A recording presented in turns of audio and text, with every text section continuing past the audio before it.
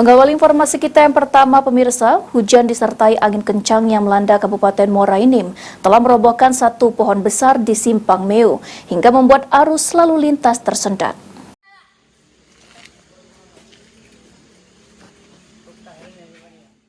Hujan deras dan angin kencang melanda kawasan Kabupaten Muara Enim membuat satu pohon besar yang berada di tepi jalan lintas Muara Enim Oku, Simpang Meo, Kecamatan Tanjung Agung tumbang ke jalan.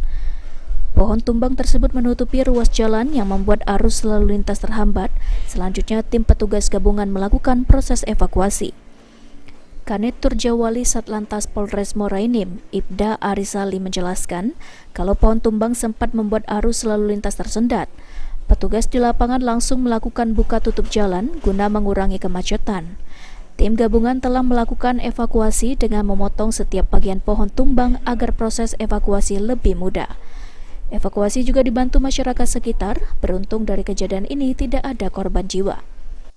Muara Enim beserta Kasat Muara Enim beserta Sabara dan masyarakat dan instansi sedang melaksanakan evakuasi yang berada di Simpang Meo, Kabupaten Muara Enim. Saat ini kami sedang melaksanakan evakuasi untuk situasi dalam keadaan aman dan terkendali. Untuk lalin tersendat, tidak bisa jalan. Apabila sudah dievakuasi akan dilakukan pengaturan lalu lintas guna arus lalu lintas lancar.